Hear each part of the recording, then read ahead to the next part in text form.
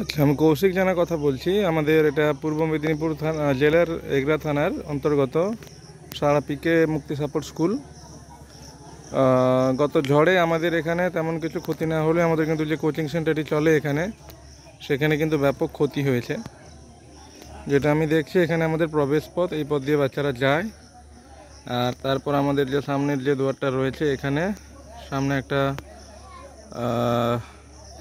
চালা ছিল, সেই চালাটি সম্পূর্ণভাবে উড়ে গেছে।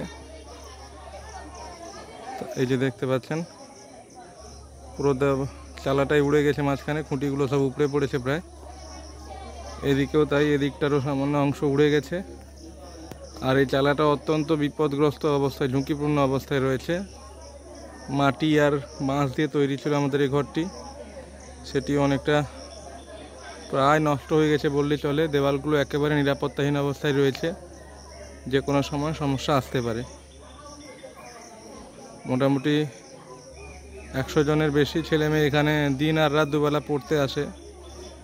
আর দেওয়ালগুলোতেও ফাটল ধরেছে, যেন সাপেরও ভয় একটা থেকে যায় বাচ্চাদের।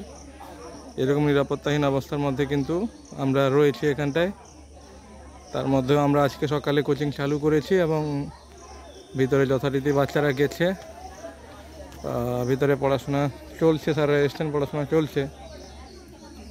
আমরা চাইব আমাদের যে কোনো ধরনের সহযোগিতা যদি বিভিন্ন ব্যক্তিরা করেন, তাহলে আমরা এই সেন্টারটিকে আবার পুনরায় আগের অবস্থায় ফিরিয়ে নিয়ে আসতে পারি। সকলের কাছে প্রার্থনা করব যাতে আমাদের এই প্রতিষ্ঠানটিকে টিকিয়ে রাখা যায়। তার জন্য সবাই এগিয়ে আসবেন এবং সহযোগিতা করবেন।